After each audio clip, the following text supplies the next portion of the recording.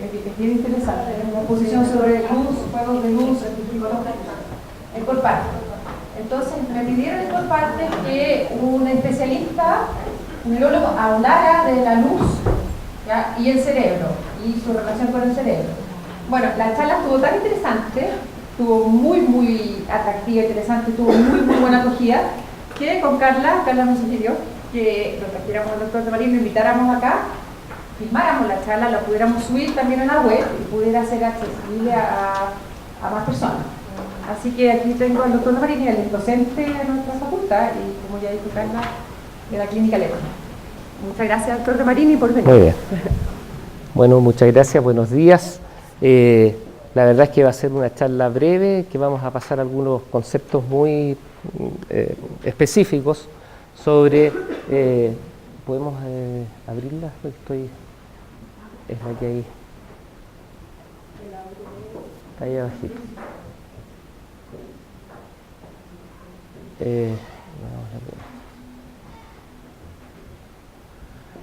Bien, vamos a hablar de esto, ¿no es cierto?, de la relación creativa que existe entre la luz y el cerebro y cómo esta relación permite crear el mundo en el que vivimos y que, lejos de ser una relación que pudiera parecer obvia, es increíblemente interesante y compleja, ¿no? Primero porque parte de un fenómeno, probablemente el fenómeno más complejo de la naturaleza, que es la luz.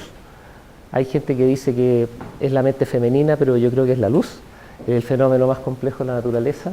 Y para poder entender desde qué perspectiva vamos a ver esto, lo primero que quisiera mencionar es que este esquema, ¿no es cierto?, básico de cómo vemos, ¿no es cierto?, aquí está una figura, un paisaje, qué sé yo, el ojo, que funciona como una especie de cámara fotográfica en que el cristalino es el lente, la imagen se invierte, ¿no es cierto?, y esta imagen invertida es la que es captada en la retina y llevada después hacia la corteza occipital, que está en la parte más posterior del cerebro, donde esta imagen se reproduce, ¿no es cierto? Este es como el esquema básico de la visión y lo que les voy a contar hoy día, que esta es exactamente la forma en que no utilizamos la luz para ver. Así es como no vemos, ¿ya? A pesar de que esto es lo que nos enseñaron probablemente en el colegio o en la Facultad de Medicina. Entonces, para poder entender desde qué punto de vista vamos a estar hablando, es muy importante esta figura que tenemos acá. Esa es Charles Darwin, ¿no es cierto?, quien postuló la teoría de la evolución, que se ha ido consolidando como un paradigma y una manera de ver las cosas que permite entender muchas cosas.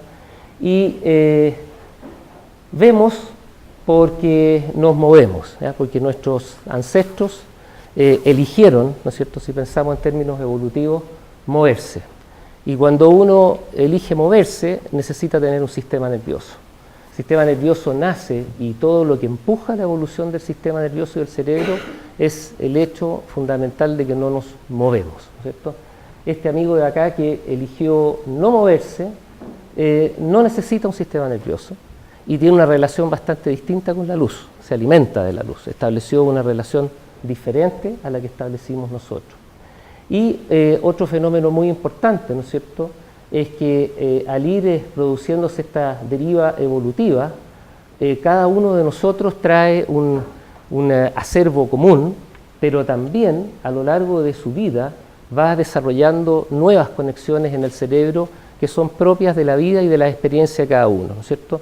Entonces este desarrollo del cerebro a través de la evolución se llama filogenia, mientras que este proceso que se da en cada uno de nosotros es la neotenia, que fue una estrategia evolutiva sumamente exitosa, ¿no es cierto?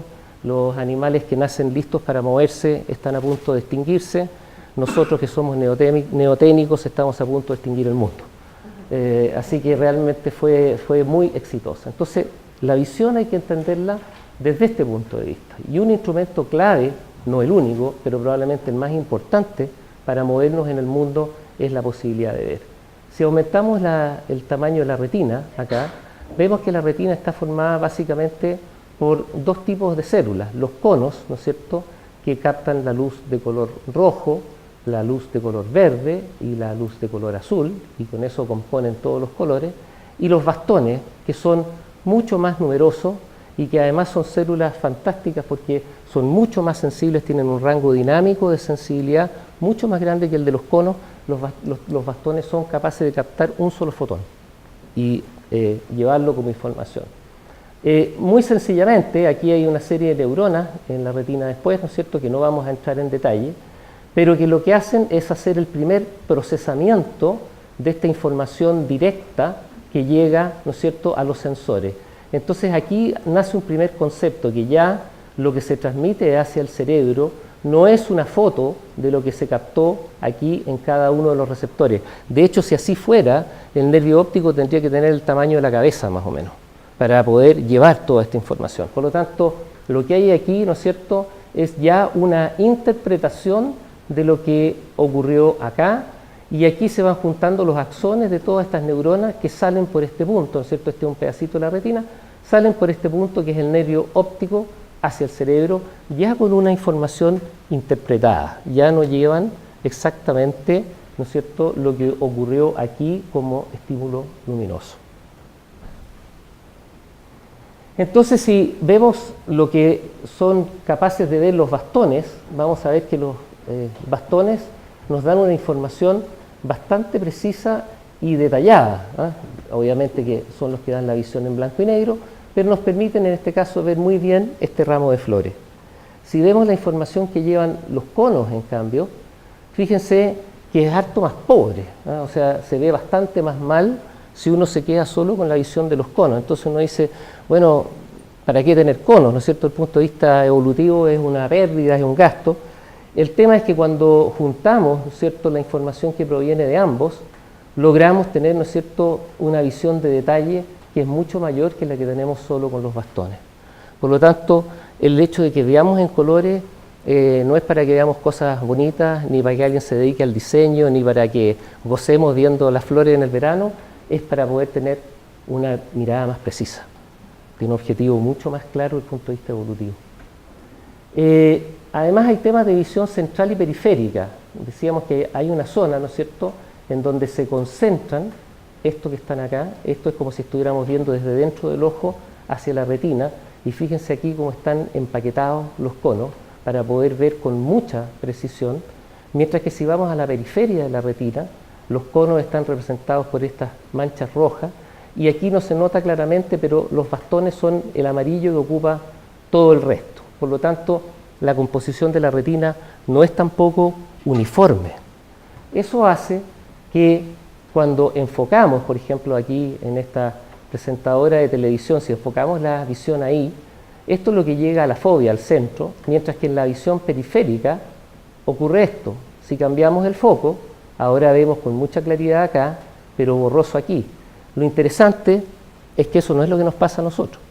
O sea, enfocamos, pero no vemos borroso en la periferia. ¿De acuerdo? ¿Cómo es eso posible? Porque ver es una función además activa y selectiva del cerebro, que es lo que hemos estado mostrando con esto de poder enfocar una cosa o enfocar otra cosa. Y esa capacidad de seleccionar lo que se ve está de alguna manera ya cableada en nuestro cerebro. Es proceso de una serie de información evolutiva que nuestro cerebro tiene. Si uno usa un mecanismo para poder ver los movimientos oculares cuando exploran una figura, se va a encontrar con lo siguiente. Se va a encontrar que al explorar la cara, sobre todo, los ojos se van a mover siguiendo un patrón bastante claro, en que van a ir a los ojos, a la boca, etc. Y entre paréntesis tenemos un sistema especial para ver caras en el cerebro que está separado del sistema que tenemos para ver cualquier otro tipo de objeto. Y eso tiene que ver también, ¿no es cierto?, con la importancia evolutiva de un homínido que evoluciona en grupos y que tiene que saber leer la cara de los otros para saber qué está pasando, ¿no es cierto?, y poder comunicarse. Aquí tenemos, esto se transmite también a otras imágenes que podamos hacer de las caras, y ustedes ven que lejos de tener una imagen completa de esta cara, solo tenemos estos pedazos, nada más. Y con esto reconstruimos todo el resto en el cerebro. No quise colocar una imagen completa porque se me podría acusar de ofensa a la moral, así que dejé solamente las caras. Es interesante entonces que el ojo se mueve para ver. ¿Ya? La visión no es algo que estemos quietos mirando, aunque nosotros pensamos que es así. Son pequeños movimientos sacádicos que permiten ver. Yo les voy a pedir que hagan el ejercicio, no sé si va a resultar desde todos los ángulos, que se fijen la mirada solo en el punto que está en el centro y esperen unos segundos. Y me digan qué es lo que pasa. Todo lo que está alrededor, porque el cerebro no ve, porque el ojo deja de moverse y buscar en la figura, ¿ya? O sea, si el ojo no se mueve, el cerebro no ve. Y eso demuestra que la visión, lejos de ser un fenómeno pasivo, es un fenómeno activo de exploración del medio para tener información, para moverse en forma eficiente dentro de él. Lo mismo, hay otro tipo de imágenes que el cerebro interpreta, ¿no es cierto?, al poner, ¿no es cierto?, esta claridad aquí y esta zona aquí. Lo que nos está dando es una señal de cómo la luz golpea habitualmente un objeto y nos hace ver esto, ¿no es cierto?, como un objeto con volumen. Si nosotros sacáramos el blanco aquí, no veríamos aquí una pelota, sino que veríamos un círculo negro. Fíjense acá lo que pasa con esta figura. Si uno la ve la primera vez, cada una de estas redondelas aparece, ¿no es cierto?, con volumen hacia afuera. Pareciera. Ahora yo les pido que hagan el ejercicio y se imaginen que esto está siendo iluminado desde abajo. ¿Qué es lo que ven? Se hunde. ¿Por qué será que pasa esto? ¿De dónde viene la luz en la naturaleza? De arriba. Entonces nuestro cerebro supone y parte suponiendo que la luz viene de arriba, tal como acá, y construye una imagen con esa hipótesis. ¿De acuerdo? Que es distinta a si la luz viene de otra parte. Aquí hay un tema que también nos enseñaron en el colegio, ¿no es cierto?, que uno ve los colores de acuerdo a sus características físicas. Entonces aquí está el rojo con una cierta longitud de onda, y si me llega esa longitud de onda, ¿no es cierto?, a los conos que ven rojo, yo voy a ver rojo, ¿no es cierto?, clarito. Pero veamos qué pasa en este cubo, por ejemplo. ¿Qué color ven acá? ¿Qué color es este? Ok. ¿Y este de acá? Perfecto. En realidad, esos son los colores reales que están ahí. ¿De acuerdo? Son dos cubos café, son dos cuadrados café. Veamos lo que pasa aquí. ¿De qué color ven esto? Café. ¿De qué color ven esto? ¿Cuáles son los colores verdaderos? De nuevo, café y café. O sea, ni siquiera al poner aquí una clave de que esto es café, yo dejo de ver esto color naranja. ¿Por qué? Porque la luz que se refleja de los objetos varía enormemente a lo largo del día y en distintas circunstancias. Mucho más ahora que tenemos medios artificiales, luz artificial. Entonces, es muy importante lograr que los objetos tengan un color relativamente constante, ¿no es cierto? Si no, puedo confundir un fruto que me sirve para comer con un fruto venenoso, dependiendo de a qué hora del día lo veo, o qué luz está incidiendo sobre ese objeto. Ahora, este sistema no es perfecto, ¿no es cierto? Cuando la señora le pregunta a uno, oye, ¿cómo me queda este vestido, ¿no es cierto? Y todo, uno lo que le dice, a ver, acércate a la ventana para ver, ¿no es cierto? Y ahí uno ve que el sistema no es perfecto, y además por deriva neoténica, uno ya sabe que la respuesta tiene que ser, te queda perfecto, ¿no es cierto? También, pero en el fondo no es un sistema perfecto, pero es lo suficientemente bueno, ¿no es cierto?, para mantener una constancia del color que permita la supervivencia, ¿ya? A la evolución no le gusta mucho la perfección, es mejor una adaptación que no sea perfecta, pero que abre la puerta a poder adaptarse cuando cambian las circunstancias o cambian las exigencias del medio. Bien. Entonces, esto no sé por qué me quedó mal, pero el tema es que el cerebro en realidad usa la luz para inventar imágenes. Lo que vemos es algo inventado que tiene que ver con reglas y circuitos que hemos recibido y hemos desarrollado a través de la evolución, más nuestro propio desarrollo.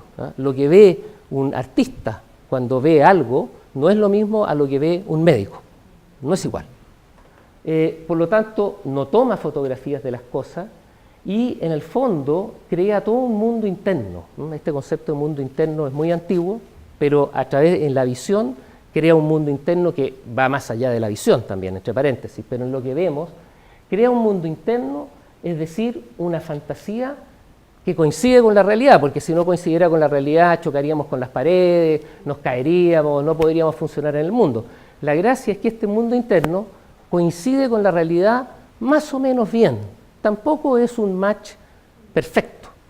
Ahora uno dice, ¿para qué complicarse tanto las cosas? O sea, ¿por qué directamente no ver, no tomar fotos, qué sé yo, no poder? Bueno, hay dos maneras de explicar eso. Una es que el cerebro sea francés, ¿cierto? El lema de los franceses es, ¿para qué lo vamos a hacer simple si se puede hacer complicado? Pero fíjense que el tema es otro. Si eso ocurre, tenemos que pensar que eso tiene una ventaja evolutiva. Y yo los invito, a ver, no, este se me repitió, discúlpenme. ¿Qué es esto? Es un mapa, ¿no es cierto?, satelital de nuestro continente, ¿no es cierto? Y yo veo esta información acá, perfecto. Ahora imagínense que soy un astronauta, qué sé yo, o una persona que está volando en una nave a gran altura y me dicen, por favor, necesito que aterrice en la ciudad de Santa Cruz, en Bolivia, nuestro país hermano. Y entonces yo tengo esta información y digo, ¿qué hago? ¿Cómo llego a Santa Cruz? Pero ¿qué pasa si en vez de tener esto, tengo un mapa como este? Es mucho más fácil llegar a Santa Cruz, ¿ya? Entonces, esto, ¿no es cierto?, es una fantasía que coincide con la realidad, por así decirlo. Esto está mucho más cerca de, entre comillas, la realidad. La analogía no es perfecta, pero tener un mapa que coincide con la realidad es mucho más útil para moverse que tener que enfrentarse con los objetos propiamente tales. Entonces, lo que hemos conversado nos da algunas ideas para reflexionar. Una es que todos vivimos en un mundo interno que coincide con la realidad externa a la que no tenemos posibilidad de acceder directamente, porque además no se trata solo de tener una ventaja evolutiva. Esto lo dijo un filósofo, ¿no es cierto?, lo dijo Kant hace mucho tiempo, pero desde las neurociencias hay evidencia que lo confirma. Segundo, que este mundo interno contiene información útil para movernos en nuestro medio. Esta información viene por una parte cableada en nuestro cerebro y por otra parte refleja cómo nuestro cerebro se ha ido modificando a lo largo de la vida de cada uno. Además, la forma en que nuestro cerebro está cableada no es igual en todos nosotros, ¿no es cierto? Es análoga, ¿no es cierto? Todos podemos imaginar con cualquier órgano, todos tenemos corazón, pero el corazón de cada uno de nosotros no es exactamente igual, no es exactamente igual. Y desde el momento que nacemos, y si además, ¿no es cierto?, hemos tenido un infarto, ya que tiene que ver con nuestra historia personal, menos igual al de los demás es.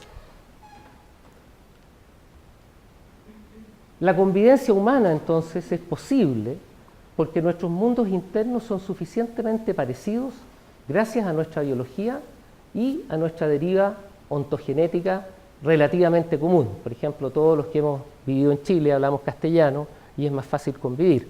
Cuando nos encontramos con un señor que es chino, las cosas se ponen un poco más complicadas. Ahora, igual nos podemos entender porque, por ejemplo, los signos de la cara son universales y se entienden igual en todas partes. Eso también es producto de una deriva evolutiva. Bien, y eso es todo lo que les quería comentar hoy día. Muchas gracias. Que usted hablaba que el ver y la percepción y el ver era, de alguna manera, era un fenómeno evolutivo. Sí. Probablemente el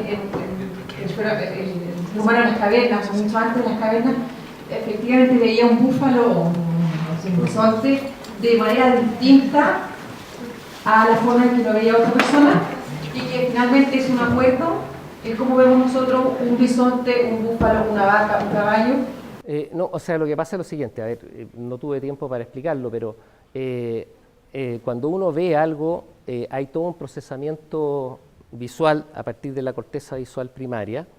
Primero, lo que llega a la corteza visual primaria son los elementales de la visión, que tienen que ver con el reconocimiento de bordes y orientaciones, porque curiosamente, si bien en la retina uno ve puntos, esos puntos, por cómo está cableado el sistema que llega hasta la corteza visual primaria, se convierten en líneas. Es decir, el elemento básico de visión del cerebro no es el punto, es la línea. Y eso tiene un sentido porque si el elemento básico de visión es una línea, eso me ayuda a reconocer bordes. Y por eso que es tan importante el movimiento, porque lo que detecta como línea son cosas que cambian.